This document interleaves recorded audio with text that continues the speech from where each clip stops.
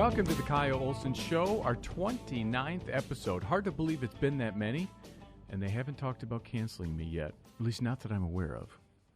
Coming up, we'll talk to Hogan Gidley from the Trump campaign about what it's doing to ensure election integrity in Michigan and elsewhere. And we'll talk to Michigan State Senator Ruth Johnson about what the state Senate is doing to audit the vote, not recount. A recount is meaningless because once fraudulent ballots are fed through the machine, just recounting them is pointless. You have to audit the vote because, sadly, I don't think any amount of evidence would compel Secretary of State Jocelyn Benson to do that. I've written several stories this week at Breitbart about the allegations being made by over 100 observers who were at the TCF Center in Detroit on Election Day and beyond. Shocking stuff. Worth scrutinizing. Worth disproving, I would think. I asked Benson's office 3 times this week if she would be doing her own investigation to ensure her rules, the rules her department creates, and Michigan law were followed in last week's election. Don't you think the chief election officer would want to do that? They won't give me an answer, which I think is the answer. Benson's partner in all of this, Attorney General Dana Nessel, alleged racism was behind the Trump campaign's effort to halt certifying the results from Wayne County. She said, quote, "Really, the themes that we see that persist are this. Black people are corrupt. Black people are incompetent. And black people can't be trusted." That's the narrative that is continually espoused by the Trump campaign and their allies in these lawsuits. Have you ever heard anyone from the Trump campaign say anything like that? Or remotely close to that? No. And this is the person that is supposed to be ensuring impartial justice in our state? She went so far as to say none, quote, none of the allegations made by the 100-plus people are true. Really? Not a single one? That's just not a believable statement. That's what you call a throwaway statement. And of course, did any of the reporters on the call challenge her? I'm guessing you can answer that question. Why don't they want to verify what these people said or disprove what they said? Haul them into court, embarrass them with their lies if that's what they are. Or are they hitting a little too close to home? We'll have to see.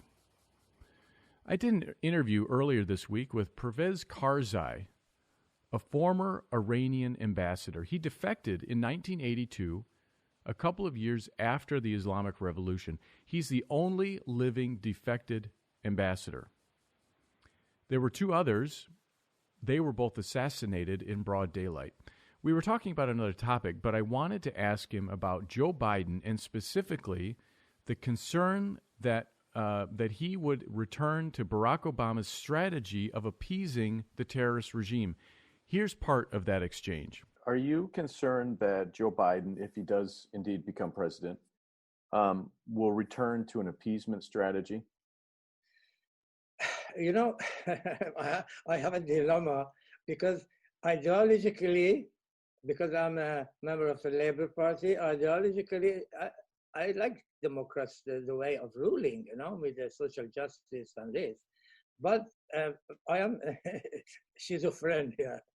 But internationally, I'm very worried, actually, because of appeasement policy.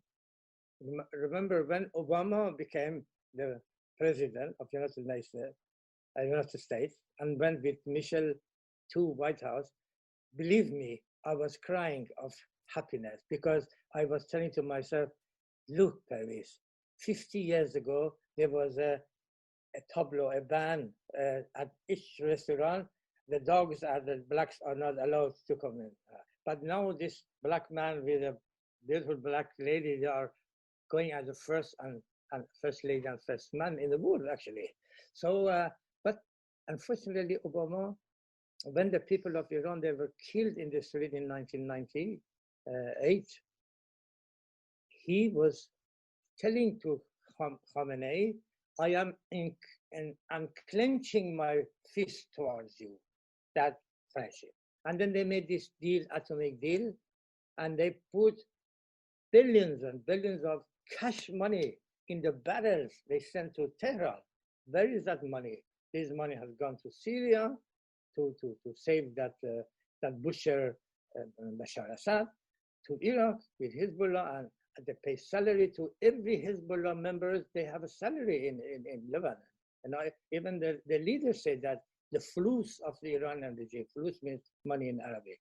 So, I mean, that money went not to the people of Iran. The people of Iran becoming much more miserable today. But Obama was saying that I unclench my fist towards you. I'm scared of that, but I am also optimist. The situation cannot go back. History is there was a philosopher in Greece said that you never bathe twice in a river, because that river changes every moment. So the situation is not the situation of Obama's time. The world has changed. Now there is a good alliance between the Arabs and also the others, Israel and others, against the regime's mischievous thing in Yemen, all over, in North Africa. And also the Iranian people are much more determined to do away with it. So I don't think that it is so much room for Joe Biden to please the Iranian regime and go to that appeasement policy, which was very destructive. Interesting. I want to play for you this clip from MSNBC from Thursday. Here's Joy Reid. See if you can guess who she's talking to. I need to go back to Republicans for just a moment, because both House and Senate Republicans have made it clear that when sort of the normal order resumes and when Congress is back in session and at work, they're not interested in doing any work that involves legislating or helping people during this awful pandemic that's now taken, COVID has now taken down, I don't even know how many administration officials. We've got Corey Lewandowski being the latest. You can go on and on and on, Mark Meadows. All of these officials, even inside the Trump world, have it. Trump had it. But what they want to focus on is investigating. They want to go after Hunter Biden still. They want to go after the investigations that led to impeachment, a time in which I think for a lot of people, you sort of became the modern-day Thaddeus Stevens, making your arguments against Trump during impeachment. They want to go after the Mueller probe again. Is this what we're going to have to sit through for the next 4 years, Republicans just doing investigations and refusing to legislate? Yes. Are we going to have to sit through investigations instead of legislation? Are those Republicans really going to waste our time like that? So who do you think she's talking to there? Adam Schiff, of course, the guy who investigated Trump for 2+ years. It's all the Democrats wanted to do was investigate. Here's his response. Well, we may. Certainly, I think you're absolutely right about the fact that this wouldn't be going on right now. This obstruction of the transition wouldn't be going on if Republicans weren't allowing it to go on. Indeed, that's been the story of the last 4 years. You wouldn't have the breakdown of the independence of the Justice Department under Bill Barr if Republicans had stood up and defended that institution. You wouldn't have the abuse of the pardon power. You wouldn't have the stonewalling of subpoenas. You wouldn't have the flagrant violation of the Hatch Act holding a convention on the White House grounds. But for Republicans going along with it, and they're going along with it still. And it is just tearing down our democracy. I do expect in the new Congress that, yes, they'll continue to try to go after Joe Biden, delegitimize Joe Biden. They won't be interested in getting things done because they'll feel, particularly Kevin McCarthy in the House, that if we govern well, then it impedes their ability to change the majority in the House.